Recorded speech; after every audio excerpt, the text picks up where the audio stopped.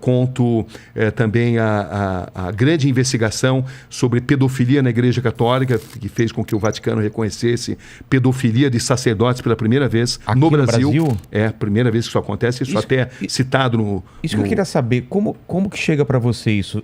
Você tem um cheiro do que está acontecendo e vai atrás, se aprofunda? Rogério, não há um único dia onde eu não receba pelo menos 10 denúncias. Ah, é? Da mais diversa assim, qualidade, algumas consistentes, outras não. Eu até me sinto frustrado porque eu não consigo contemplar toda essa demanda. Por que isso acontece? Porque no nosso país as pessoas não confiam totalmente nas nossas instituições, o que é muito triste. Claro que tem aí grandes promotores, tem grandes juízes, jornalista não é juiz, jornalista não é promotor, mas é muito comum a população procurar um jornalista para resolver déficits de justiça. Nós somos um país profundamente injusto, principalmente se você sofre e padece da desigualdade social, desigualdade econômica, né? É uma história muito ampla essa. Mas eu sou muito procurado. Eu imagino. Então, não há um dia onde eu não recebo. Se eu abrir para você as minhas redes sociais e for aqui no Instagram, você vai ver a quantidade, mensagem. E eu fico triste por causa disso, porque eu não consigo atender a toda essa demanda. E como você faz uma Eu triagem? fico orgulhoso porque as pessoas confiam em mim.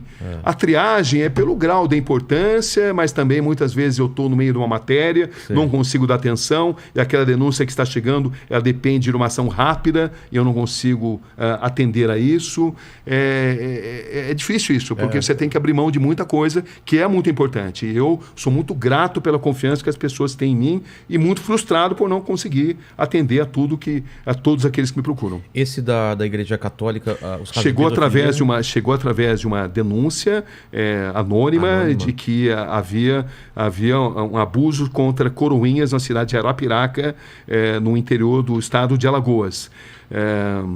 E me falaram, inclusive, da possibilidade de ter um vídeo. Eu fui para Arapiraca, descobri que esse vídeo de fato existia, mostrava ali um monsenhor, a figura mais poderosa da cidade, uma cidade de bom porte, no interior de Alagoas, numa relação sexual com um menor de idade.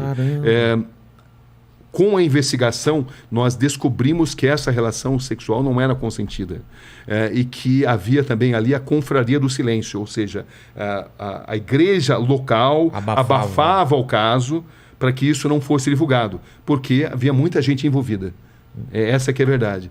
Então, a grande dificuldade nessa história foi de fazer com que as pessoas tivessem a coragem de denunciar. E para mostrar que essa imagem, que era de um coroinha, que passou a ser abusado desde 12, 13 anos, não era um fato isolado. E que não se tratava de um ato sexual consentido. Entendi. Ato homossexual consentido, onde não caberia nenhum tipo de reportagem, porque a gente não faz reportagem sobre vida pessoal das pessoas. Entendi. Isso se tornou vida pessoal de indivíduos. Isso se tornou uma reportagem a partir do momento que a gente notou que havia toda uma estrutura destinada a abusar de menores, ganhando a confiança dessas pessoas, usando o poder da igreja local, e isso era feito de forma sistemática e com a complacência de boa parte da igreja. Claro que estamos falando de setores da igreja.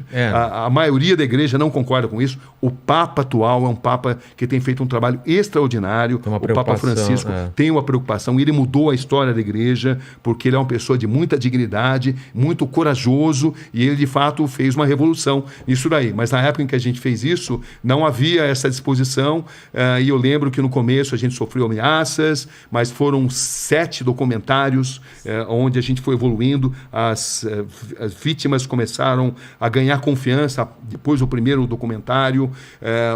A gente conseguiu registrar as várias ameaças, até uma matéria muito boa de ser assistida, porque ela mostra, a gente conseguia documentar toda essa estrutura que ameaçava as vítimas. As vítimas eram ameaçadas. Se elas contassem a história e eles ficaram sabendo que eu estava lá, elas seriam punidas drasticamente, entendeu? E ao longo de 7 grandes documentários, a gente conseguiu ouvir uma infinidade de vítimas, e o resultado final foi que 3 monsenhores, historicamente, foram pela primeira vez condenados. É a primeira vez que isso acontecia, a primeira vez que o Vaticano... A primeira vez que o Vaticano, já teve outros casos de punição, mas foi a primeira vez que o Vaticano reconheceu casos de abusos de sacerdotes contra coroinhas no Brasil. Essa foi um divisor de águas. Um divisor de águas essa história, um meia-culpa feito pelo próprio Vaticano. Foi muito significativo.